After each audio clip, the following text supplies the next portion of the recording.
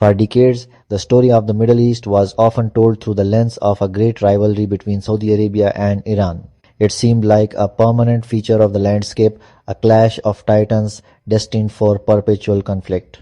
Map showing Saudi Arabia and Iran with a bold marker on Yemen at the southern tip of the Arabian Peninsula. On one side stood the Kingdom of Saudi Arabia, a conservative Sunni monarchy, the custodian of Islam's holiest sites, a staunch American ally. On the other stood the Islamic Republic of Iran, a revolutionary Shia theocracy, born from a movement that toppled a king, that challenged the established regional order. Their competition for leadership of the Muslim world was fierce.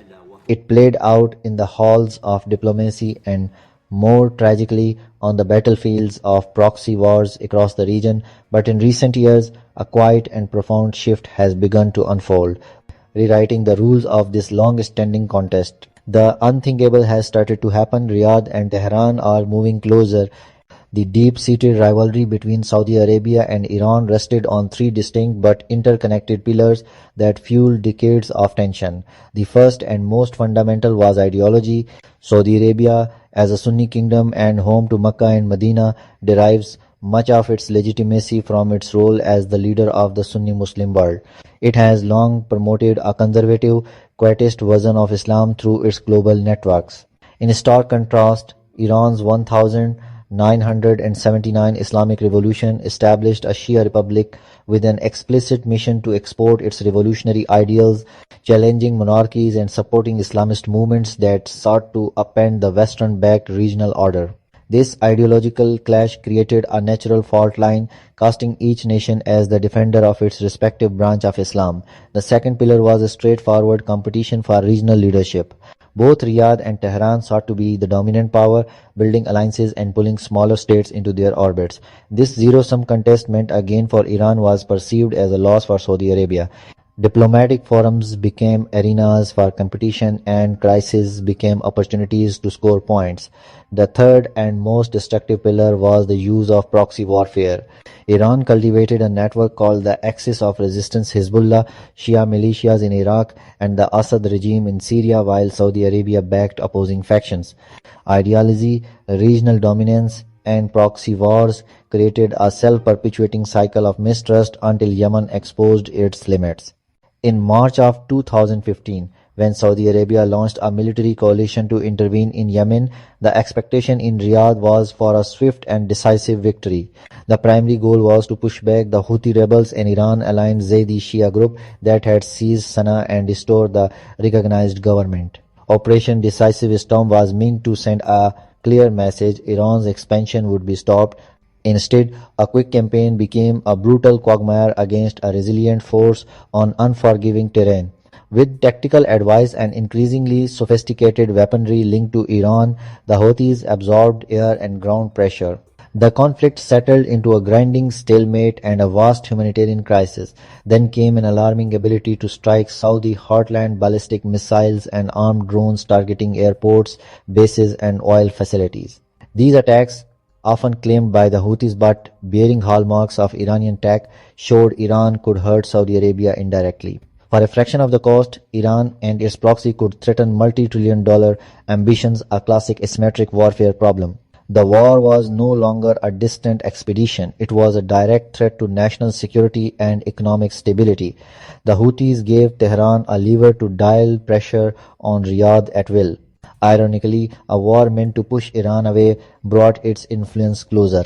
The painful truth emerged: a military solution in Yemen was unattainable and direct confrontation with Iran was unsustainably costly.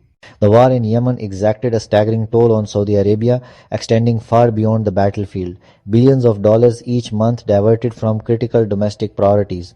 Vision 2030 needed resources. The conflict became a drain, competing with giga project and social development. Civilian harm and damaged infrastructure drew global criticism, complicating ties with the US and Europe and spurring arms sale debates. Cross-border strikes rose steadily, exposing vulnerabilities to low-cost drones and missiles. Daily life was disrupted, investor confidence rattled. Conventional power had limits against asymmetric threats. Focus shifted from projection to protection at a steep price. Exorbitant cost, reputational damage, and direct security threats drove a strategic rethink. Riyadh recognized military victory was failing and Yemen was pushing the kingdom toward diplomacy, away from confrontation and toward de-escalation as the pragmatic alternative. To protect domestic stability, foreign investment, and international image, the pillars of Vision 2030. While Saudi Arabia and the United Arab Emirates entered the Yemen war as the closest of allies, their objectives diverged as the conflict dragged on. Riyadh sought a unified Yemen, defeating the Houthis and containing Iran. Abu Dhabi prioritized strategic ports, choke points, and southern partners, especially the STC. The UAE effectively carved out influence in the south, including oil-rich provinces, contradicting Saudi aims. By 2019, UAE reduced ground troops and leaned on proxies, leaving Saudi to carry more of the burden. In late 2025, tensions flared into open confrontation. Saudi Arabia struck UAE-backed STC forces near Mukalla, calling their operations near the border a national security threat. Sanaa's internationally recognized government, with Saudi backing, ordered Emirati forces to withdraw, a dramatic public rupture between tight partners. For Riyadh, the message was clear: even closest allies pursue their own interests. Feeling isolated and overburdened, Saudi leaders moved toward a diplomatic exit with Iran. Meanwhile, the UAE hedged, reducing direct exposure while securing economic and maritime equities. Faced with stalemate, rising threats at home, and a fracturing coalition, Saudi Arabia pivoted to diplomacy. Back-channel talks in Iraq and Oman tested the waters and built minimal trust. The breakthrough came in March 2023, restoring diplomatic relations after 7 years, a framework for direct engagement and a public signal of de-escalation. High-level talks accelerated. In November 2024, Saudi Chief of General Staff General Fayyad al-Ruwaili met his Iranian counterpart in Tehran. Joint naval drills, collective security exercises once unthinkable in 2015-2020. In April 2025, Defense Minister Prince Khalid bin Salman made a historic visit, highest-level Saudi royal talks in decades. The driver: stability for Vision 2030, foreign investment and tourism require a calmer Gulf. Hot conflict with Iran or its proxies is incompatible with that vision. Diplomacy did not abandon ambition, it chose a more efficient path to it. The kingdom learned to prioritize prosperity over primacy. Relations showed resilience. Hajj flights resumed for the first time in a decade in May 2025. Iran reciprocated out of hard realism, sanction strain, isolation, and the risk of US-Israel escalation. Inflation, unemployment, and public discontent demanded economic breathing room. Talking to Saudi helped break isolation and legitimize Iran's regional role. The October 2024 Israeli strikes and the Damascus embassy attack underscored escalation risks. Saudi did not allow Israel to use its airspace in October 2024. Calibration mattered. Prince Khalid bin Salman's 2025 visit likely conveyed assurances Saudi territory would not be a launchpad. For Tehran, calming Yemen was a low-cost concession to gain strategic quiet. Manage influence, reduce friction, keep leverage. Shift from constant confrontation to strategic competition through dialogue benefits economic relief, lower war risk, and space to pursue interest. By 2025, Riyadh supported a negotiated outcome in US-Iran nuclear talks and opposed strikes, another stabilizer. A reported regional enrichment consortium offered confidence-building potential, oversight, influence, and restraint. Realism over zeal normalized rivalry without surrendering influence. As Saudi grappled with Yemen, the UAE pursued a nimble strategic hedging. Disappointed with US responses and chastened by past interventions, Abu Dhabi pivoted to de-escalation. Diversify partnerships, reduce exposure to conflicts, a far-reaching effort to blur fault lines and reshape regional axes. Even amid Yemen, Dubai remained a key gateway for Iranian trade and finance. The UAE reportedly restricted US use of facilities for strikes on Iran, avoiding entanglement. Public condemnation signaled a de-escalatory stance. A rare protocol since 2019, military coordination to back detente. By hedging engaging Iran while aligned with the West, the UAE maximized flexibility and autonomy. It offered an alternative model, interest through economics and diplomacy, not endless war.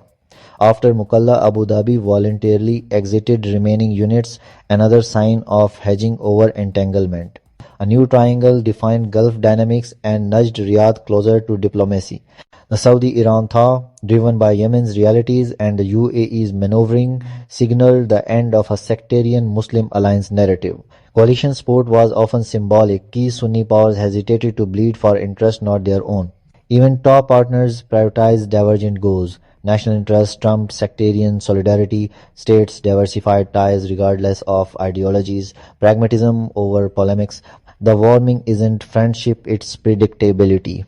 Ideological gaps remain, influence contests continue, proxy networks persist, but both sides stepped back from the brink, managed rivalry beats endless war. The Saudi-Iran pact weathered the Gaza spillover, insulating the Gulf from a wider conflagration. Riyadh backed negotiations and opposed military action on Iranian facilities. Stability first. Yemen taught limits of power, cost of proxies, and the danger of divided allies. Yemen didn't unite the Muslim world, it forced Saudi Arabia and Iran to rethink rivalry in a region where even allies follow their own interests.